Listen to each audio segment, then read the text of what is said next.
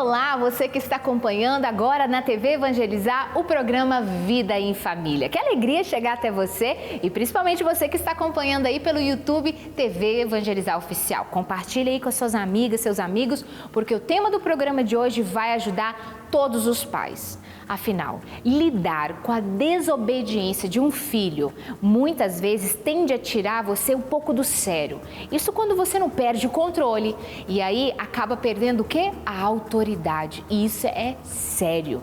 Por isso que no programa de hoje eu convidei a doutora Paula Camposan. Ela é médica psiquiatra, mãe de trigêmeos, casada, incentivadora da vida e uma influenciadora digital. Será ela que vai nos ajudar a entender como conquistar a obediência dos nossos filhos sem perder a nossa autoridade. É isso que nós vamos falar hoje aqui no Vida em Família. A sua autoridade como mãe, como pai, está em risco? Ou seja, a desobediência do seu filho tem tirado você do sério, do eixo. E com isso, quando você menos percebe, você já está gritando, você já está dando ali muitas palmadas, você já está apelando para um nível de recursos que não são nada formativos e educativos. É preciso parar e aprender quais são as estratégias certas, a forma certa de corrigir e, principalmente, como conquistar essa autoridade. Por quê, Fernanda? Porque a autoridade é ela quem vai fazer com que o seu filho te obedeça. Sem ela, ele pode até fazer o que você quer, mas ele não está fazendo por uma formação consciente de que aquilo é bom para ele. Ele está fazendo muitas vezes por medo ou até pavor de você. E não é isso que você, pai e mãe, quer. Você quer um filho saudável, você quer um filho emocionalmente saudável e obediente, porque é para o bem dele. Você não está pedindo algo para o mal, mas para o bem. Por isso, hoje eu trouxe a doutora Paula Camposan. Ela vai nos ajudar como médica psiquiatra e mãe de trigêmeos a entender o que nós precisamos fazer como pais para conquistar essa autoridade e, melhor, aprender a lidar com as desobediências. E além de assistir ao Vida em Família de hoje, que vai te ajudar com esse assunto, tem um convite irresistível para você. Já pensou em peregrinar para os santuários marianos em 2023? É isso mesmo. Venha peregrinar conosco, a família Zaparoli, o Padre Lucas, lá nos santuários marianos na Europa, onde você poderá fazer uma experiência incrível de imersão na fé católica e eu tenho certeza que você vai amar. Maria é aquela que nos conduz ao seu filho Jesus. Por isso, nossa peregrinação começará nos santuários marianos e encerrará com adoração em Santa Missa com um convidado especial, Padre Lucas, no Sagrado Coração de Jesus, no Sacré-Cœur, em Paris. Na França, vamos conhecer pontos turísticos, como a Torre Eiffel, o Arco do Triunfo, mas em Lisieux nós visitaremos o Santuário de Santa Teresinha do Menino Jesus, o Carmelo, a Basílica Principal e a Cripta. Nós vamos em Lourdes conhecer o Santuário de Nossa Senhora de Lourdes e a Fonte Milagrosa. Já em Portugal, visitaremos locais relacionados às aparições de Nossa Senhora em Fátima e participaremos da procissão das velas. Além de tudo isso, vamos ter missa diária com o Padre Lucas e se você quiser se confessar durante a peregrinação, o Padre também estará à disposição. Será um encontro com Deus, consigo mesmo, com a cultura europeia e com a nossa fé católica. Você descansará a alma, a mente e o seu corpo, porque nós escolhemos os melhores hotéis, os melhores restaurantes para que a peregrinação seja um verdadeiro descanso. Peregrinar nos faz entender melhor as Sagradas Escrituras. Afinal, somos todos peregrinos. Peregrinar é evangelizar. E evangelizar é preciso. Nós, a TV Evangelizar e a Peregrina Brasil, realizar o seu sonho é a nossa missão. Nós vamos para um breve intervalo, nós voltamos já já, onde eu vou conversar com a doutora Paula e ela vai nos ajudar a entender como conquistar a obediência dos nossos filhos sem perder a nossa autoridade.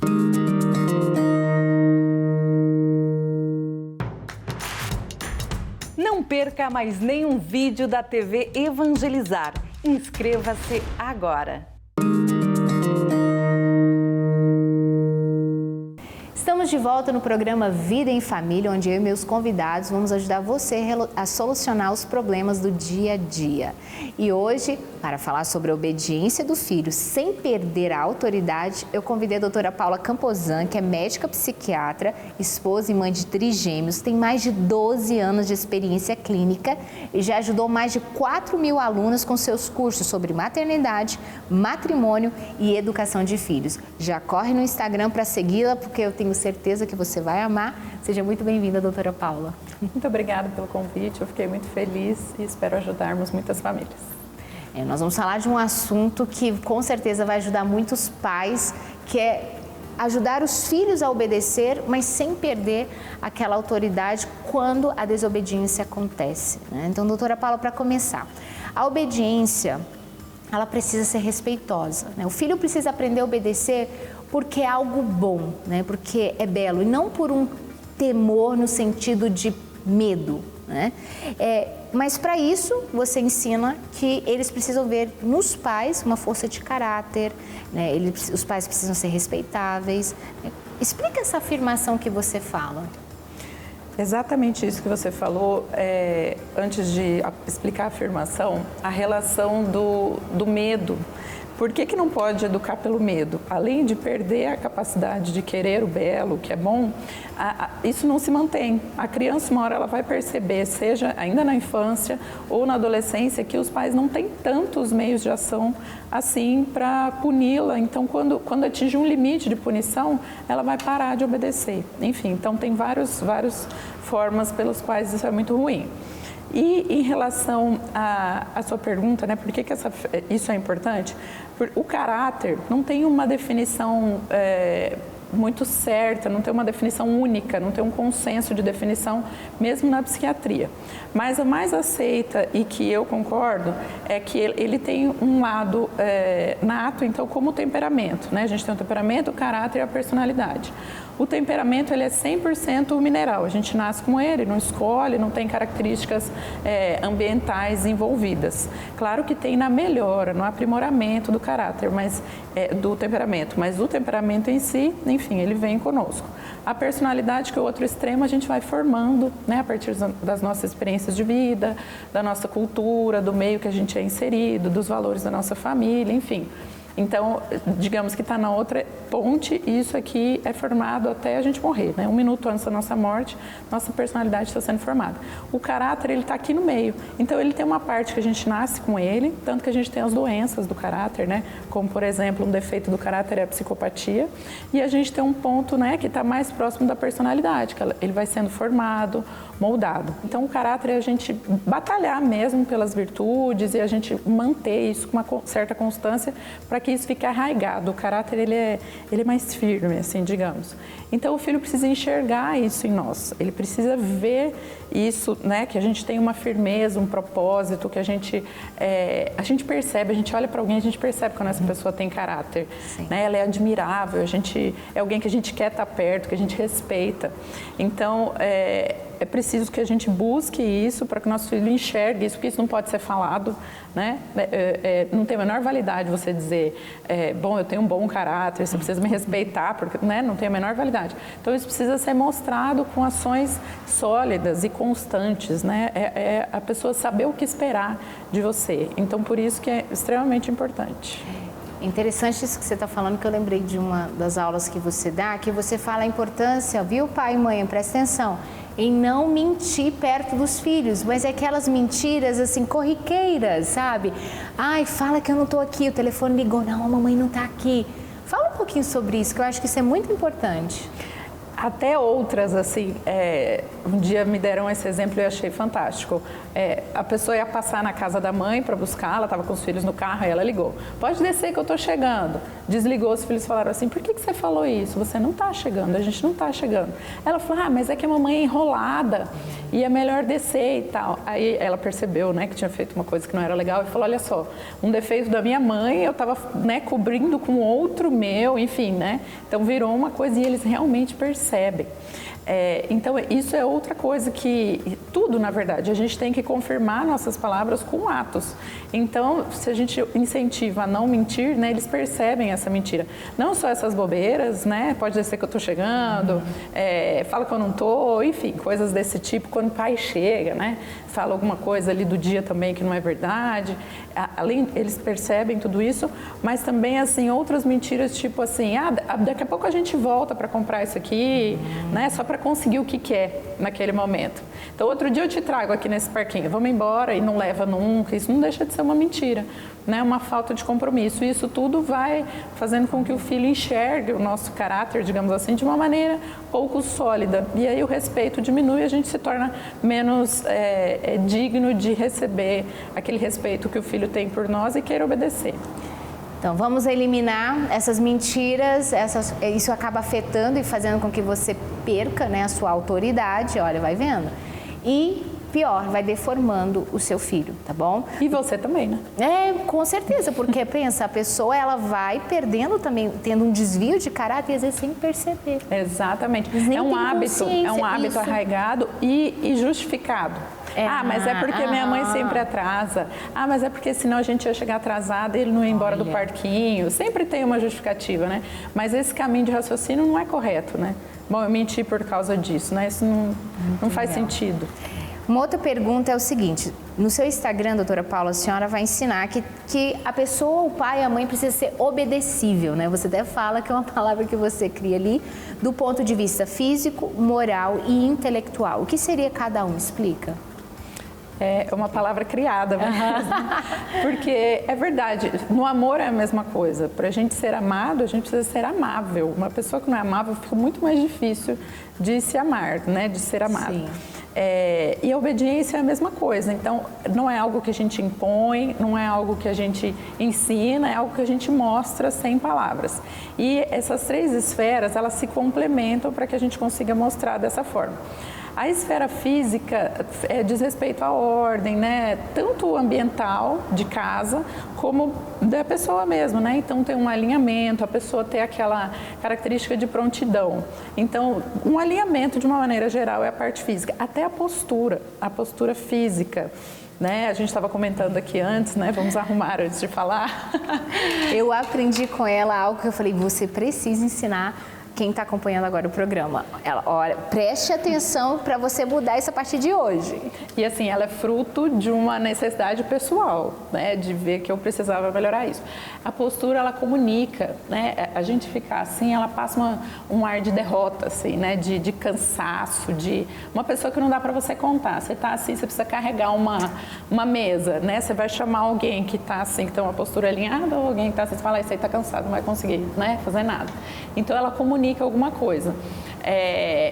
O que faz com que a gente tenha uma boa postura e queira ser obedecível? Às vezes a gente faz assim e não se mantém, né, Fer? Parece uma bobeira que eu estou ensinando, mas faz parte. Mas não é. Como que a gente consegue manter uma boa postura? Esse ossinho aqui, né, é a clavícula. A gente afastando a clavícula, então isso automaticamente vai melhorar o nosso ombro, não fazer assim como a gente faz, né, fazer antigamente. Então, afastar a clavícula aqui e a gente crescer para cima. Então, ao invés de querer alinhar aqui, cresce para cima. Olha só, você está de postura ruim, você tenta colocar o topo da cabeça no teto, assim, né? Obviamente, de maneira figurada. Então, dessa forma, sempre que você precisar corrigir a postura, é assim. E podem testar. No momento que você tiver com essa postura, você consegue passar um ar de segurança. Parece uma pessoa que sabe o que está fazendo, uma pessoa que de fato tem uma autoridade, enfim, que é o que a gente quer. E não só na vida dos filhos, até profissionalmente. Você vai conversar com a pessoa, né? Você vai no meio profissional mesmo, né? Aquela postura. Então, quanto mais um profissional, na vida de mãe, de pai também. Exatamente. Por isso que eu pedi para ela falar, porque pode parecer uma coisa tão pequena, mas que faz diferença para o filho ver essa autoridade no pai e na mãe. Exatamente, tem um impacto na vida profissional, na família, na vida conjugal, né? Você consegue passar um ar também de disposição e não de cansaço, aquela coisa do fim do dia. E até no nosso cotidiano, você vai comprar alguma coisa, né? Uma postura segura, assim, de quem, enfim, sabe das coisas e sabe do que está acontecendo. Então, isso é muito importante. Faz uma boa diferença, testem. Clavícula afastada e cabeça para cima. Doutora Paula, tudo isso que você está falando vem de estudos, né? Não, você como médica, psiquiatra, estudante também do universo, né? Da maternidade, educação de filhos. Para quem está em casa, você acredita que é importante os pais estudarem sobre educação de filhos e por quê? A Fernanda comentou no começo, eu tenho filhos trigêmeos, né? E quando eu engravidei, eu percebi que eu não podia errar. Né? Eu falei, nossa, são 3 pessoas. Eu escutava tanto assim, no primeiro eu errei, aí no segundo eu arrumei. Verdade. Aqui mesmo, a gente acabou de comentar isso, né? O erro precisa ser inédito, acabei de aprender. Então eu falei, nossa, 3 de uma vez, eu não vou poder errar, eu preciso, o máximo possível, me amparar de informações. O máximo que você puder. Exato, porque são 3 pessoas, 3 almas ao mesmo tempo, né? Eu não vou poder me dar o luxo de ir consertando ao longo do tempo. Então eu comecei a estudar ainda na gestação. E logo o primeiro livro que eu li, eu falei, nossa, como que eu achava, tudo que eu acreditava na questão do bom senso, isso é instinto, a gente sabe, a gente foi criado assim, deu certo, então eu vou fazer da mesma forma. Isso é uma coisa muito importante que eu digo, não é porque foi feito conosco ou porque a gente fez e tal, que deu certo, necessariamente. Né? Aquela frase, mas eu não matei, não roubei, tô vivo, isso não funciona. Ou então assim, minha mãe me deu isso, aquilo, tomei coca desde a infância, na mamadeira e tô aqui, viva. Tô viva, mas tá aqui vai ver como, a qualidade, né? Da saúde da Cecília. Exatamente. Então, assim, se a gente pode, né, criar nossos filhos cada vez melhores, se a gente tem acesso, e hoje a gente tem muita coisa, vale a pena. Então, eu percebi assim, nossa, como eu achava várias coisas a partir do meu bom senso. E olha que, assim, eu já tinha um conhecimento médico, né, da formação de temperamento, que eu ia falar. Isso porque era uma mãe médica. De temperamento, de caráter, de personalidade. Eu já tinha conhecimento como médica. Mas a formação dele é como se me desse pronto, né, pelo conhecimento médico, e eu precisava resolver ali um problema, né, de caráter, enfim, de personalidade. Mas como formar isso, né, eu nunca tinha estudado e eu achava várias coisas erradas, essa é a verdade. Falei, nossa, eu tenho muita coisa para estudar. Eu até desesperei, assim, eu falava, nossa, minha gestação precisava durar uns 18 meses. Gestação de alguns animais, para eu poder dar conta ali de estudar tudo. Então, a informação, ela motiva, além de dar um caminho, né, a percorrer, por onde que a gente vai, a questão assim, o que a gente esperar em cada idade, isso eu acho extremamente importante. Até onde a gente pode ir na formação do caráter, qual que é o nosso papel. Tem até uma idade, né, limite de formar ali a personalidade, ali perto de 6, 7, idade da razão vai indo até 12, depois disso, para consertar é mais difícil. Essas informações, elas impactam diretamente no nosso envolvimento com os nossos filhos. Eu sempre costumo dizer, vai chegar a hora em que eles vão fechar a porta de casa e vai dizer tchau, né? Obrigada, mas acabou, né? É um tempo que a gente vai ter se dedicar para poder formar e ensinar eles. Exatamente. Tem até um livro que eu li agora no caminho, ele tem esse nome, Enquanto Ainda é Tempo. Olha aí, então você me fala, ele é maravilhoso, depois eu posso mostrar. Ler. É justamente isso, essa janela que nós temos. Curta, se fala muito nisso na parte intelectual. É a janela de oportunidade de aprendizado, tem que aprender língua até tantos anos, porque aí ela fica armazenada numa parte do cérebro que ela fica como a língua nata e tal. Mas pouco se fala sobre essa parte do caráter, né? Da moral, dos princípios que realmente a gente tem assim para formar a base mesmo até os 7 anos. Então, saber disso cria uma certa urgência, né? Não dá para ficar esperando. Então, assim, tanto para a gente saber o caminho, né, o estudo é importante, quanto para a nossa motivação, porque a gente sabe que é importante, mas se a gente parar ali, fica difícil colocar em prática, que é o que eu escuto todo dia. Eu sei, eu estudo, eu leio, mas eu não consigo colocar em prática. Então, precisa mais do que isso, né, cada vez estudar mais, a gente ter mais exemplos para fortalecer aquilo na vontade mesmo, e sair do intelecto e passar para a vontade. Porque o estudo, o principal órgão envolvido no estudo é o coração. Né? A gente tem que estudar, meditar, não é ler, fazer curso, não sei o quê. É estudar, ler algum tema, uma aula, por exemplo, e aí fechar aquilo, e aí meditar, trazer para a tua realidade o que eu faço disso, o que eu não faço, o que eu preciso mudar, qual filho meu precisa dessa informação, qual eu estou fazendo assim, de uma forma mais adequada. Então, meditar em cada coisa que a gente estuda para aquilo passar para o coração, né? Gente, eu tô achando incrível essa aula, esse programa. Eu sou aluna da doutora Paula, né, e eu tenho uma gratidão muito grande por tudo que você tem ensinado, que já tem contribuído diretamente na educação dos meus filhos. E eu queria te fazer a próxima pergunta, ela é um pouco polêmica, mas vai nos ajudar, tá? Palmadas e castigos, né? Vai pro cantinho do pensamento, vai ficar aí pensando no que você fez. Faz a criança obedecer a ordem dada pelos pais?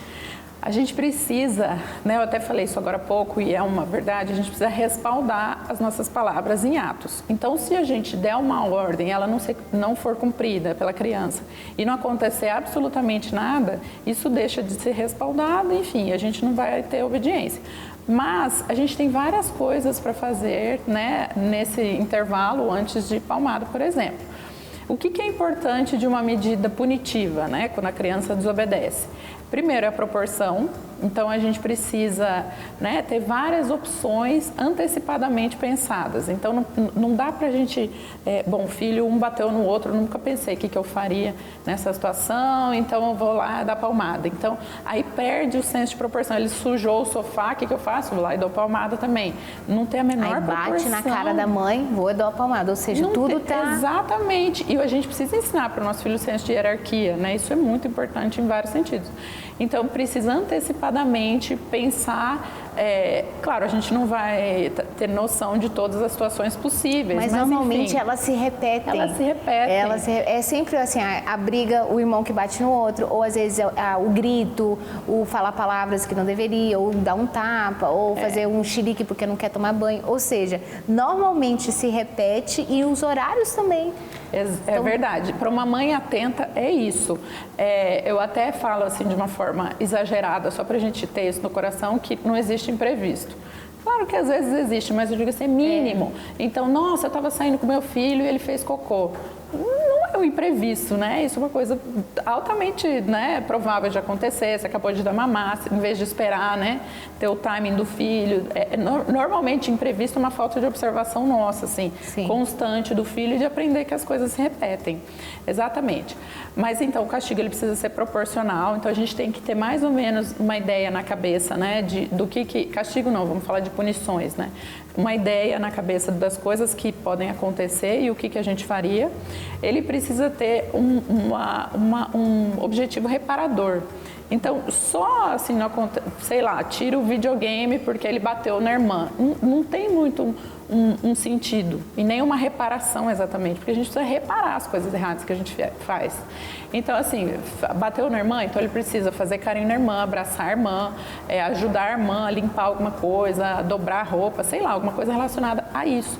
Então, tem uma relação de reparação que a gente precisa, dentre essas opções do que a criança faz, tentar ajustar ali, pegar gelo para a irmã. Na minha casa é o que mais acontece, né? Acontece alguma coisa ali, principalmente entre os meninos. Então, vai lá, pega gelo para o irmão. Agora você vai ajudar o irmão a carregar a bicicleta porque ele está com a perna doendo, porque você foi lá e bateu na perna dele, enfim.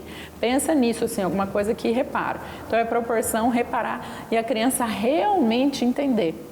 Porque a gente tem a expectativa de que a criança está entendendo tudo sempre. E a gente esquece que só tem 4, só tem 5 anos. Exatamente. Mas ele já tem 5 anos. Não, ele só tem 5 anos, né? Exatamente. A gente muda isso. A gente esquece que é uma criança que está aprendendo tudo.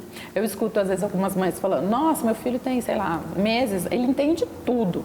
Ele não entende tudo, ele entende, igual a gente quando viaja, entende umas palavras assim, ele entende dessa forma, ele vai pescando umas palavras a partir da nossa expressão, então ele sabe se a gente está bravo, se não está, enfim, né, se está feliz, mas ele não entende tudo. Então, essa relação de causa e efeito é muito importante que a criança faça. Então, tem que perguntar para a criança se ela entendeu o porquê daquela medida punitiva. Sim. E na minha opinião, a melhor medida punitiva, que normalmente é falta de respeito, ou com o pai, porque, enfim, falou palavrão, ou com o irmão, enfim. Perdeu o convívio. Eu sempre falo essa frase em casa. Então, você perdeu o direito de convívio. Você fez uma má escolha. Qual foi a sua má escolha? Sei lá, bater no irmão. E aí, por causa disso, você perdeu o direito de convívio. Porque o convívio é um presente. Até que valoriza, né, isso? Isso, é um presente que a gente tem que estar aqui em família. Então, você escolheu uma coisa ruim, então você vai perder o direito de convivência. Você entendeu por que você vai ficar um pouquinho ali sem conviver com a gente? Ah, eu entendi, é porque bati no irmão, por exemplo. Mas vocês vão se surpreender que muitas vezes a criança não entendeu, ela não sabe por que ela está lá. Aí o efeito positivo é zero. Porque Ela repete o que você fala, mas nem...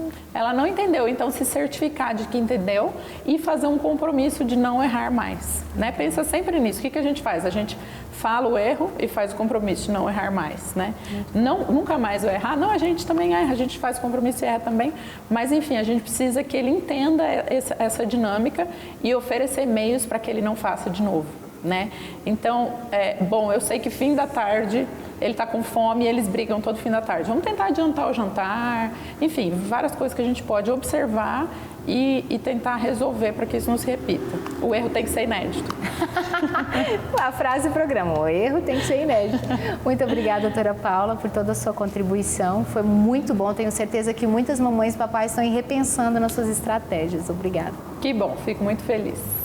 E para você que está aí, que acompanhou o nosso programa, na próxima segunda-feira, às 21 horas, eu tenho um encontro marcado com você, onde nós vamos falar sobre como superar momentos difíceis juntos. Terei aqui a Lorena e o Diego Assalve, que com certeza com a história deles vai te ajudar. Até lá!